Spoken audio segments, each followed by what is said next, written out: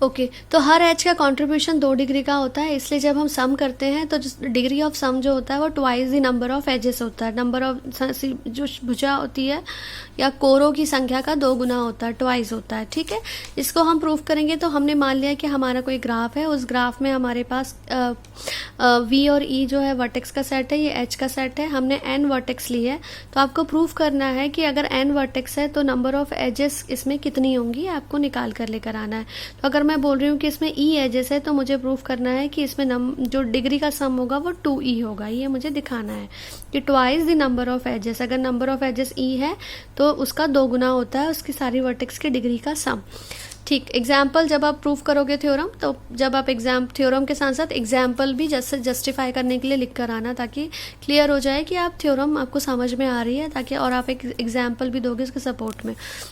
हम इसको गणितीय आगमन विधि मैथमेटिकल इंडक्शन मेथड से प्रूव करेंगे।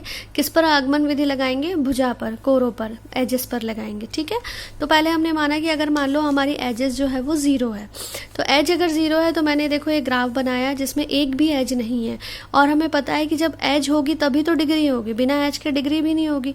तो अगर आप सारी वर्टेक्स की डिग्री को ऐड भी करते हो तो आपका सम कितना आ रहा है? 0, क्योंकि इसकी डिग्री 0 है, इसकी 0 है, 0 है, 0 है, 0, टोटल सम हो गया 0। 0 को लिख सकते हैं 2 × 0, और हमारी नंबर ऑफ एजेस कितनी थी? 0, तो इसको हमने लिख दिया 2e। तो आपकी जो है देखो डिग्री का सम 2e, ट्वाइस होता है, मतलब गणितीय आगमन विधि e = 0 के लिए सिद्ध हो गई, ये सही है। अब हम दिखाएंगे कि अगर e = 1 होता है तब क्या होता है। e = 1 मतलब एक एज है, ये e = 1 है, तो एक अगर एज होगी तो ऑब्वियस है 2 वर्टेक्स होगी, एक यहाँ एक यहाँ। इसकी डिग्री कितनी है? 1, इसकी डिग्री कितनी है? 1, 1 + 1 करोगे तो 2 होगा। 2 को लिख सकते हो 2 × 1, 2 × 1, 1 क्या है? नंबर ऑफ एजेस, तो ये बन गया ट्वाइस ही, 2e हो गया, मतलब e = 1 के लिए भी सिद्ध हो गया।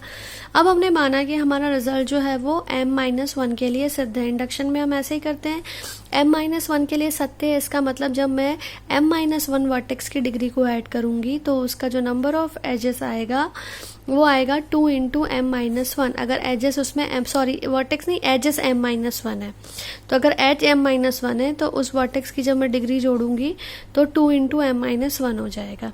ठीक, अब मुझे प्रूफ करना है कि जो मेरा रिजल्ट है वो m के लिए भी सही है। m-1 के लिए सही मान के चलूंगी और इसकी हेल्प से मैं m के लिए सिद्ध सही करूंगी। तो m-1 एजेस तो थी, मुझे m के लिए सिद्ध करना था, मतलब मुझे एक एज और बढ़ाना है।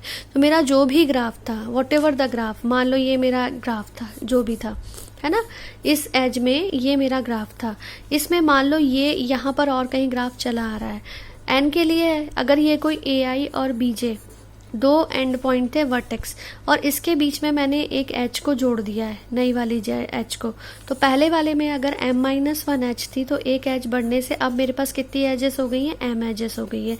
अब इस m एज ने इस ग्राफ में क्या चेंज लेकर आया? तो जैसे ही मैंने एक एच को ऐड किया तो जिन 2 वर्टेक्स के बीच में वो एज ऐड हुई, तो इसने, इसकी पहले डिग्री 2 थी, अब हो गई इसकी 3, मतलब इसने +1 कर दिया इसकी डिग्री में।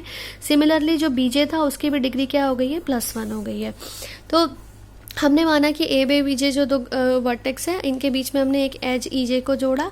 जैसे ही आपने जोड़ोगे तो दोनों की जो घात होगी वो एक एक से बढ़ जाएगी।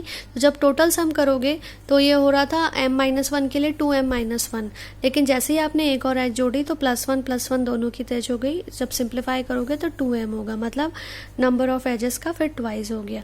और वो ऑब्वियस भी है, सिंपल है कि एक जो एज होती है उसका 2 का कॉन्ट्रीब्यूशन होता है, सिंपल किसी भी ग्राफ में। तो जब अगर उसके पास अगर ई एजेस है तो जो टोटल घात होगी वो कितनी हो जाएगी? 2e हो जाएगी। इसमें इसके बाद हम नेक्स्ट थ्योरम और देखेंगे, इंपॉर्टेंट थ्योरम्स है, 2-3 थ्योरम्स ही इस वाले चैप्टर में, सारी थ्योरम्स को पर इंपॉर्टेंट है। और एज अ रिजल्ट भी आप ध्यान रखो कि जब नंबर ऑफ एजेस डिग्री दी होगी तो आप एज निकाल सकते हो, एज दिया होगा तो डिग्री निकाल सकते हो। एक रिलेशन हो गया कि summation of degree of all the vertex is 2e, इसको ध्यान रखना है। तो अगर ये पता होगा तो आप उसको 2 से भाग करके e निकाल सकते हो, और अगर e दिया होगा तो 2 से मल्टीप्लाई करके आपको डिग्री का सम निकल सकता है। तो इसमें छोटे छोटे क्वेश्चंस भी बनते हैं जो आपकी बुक में दिए हुए हैं।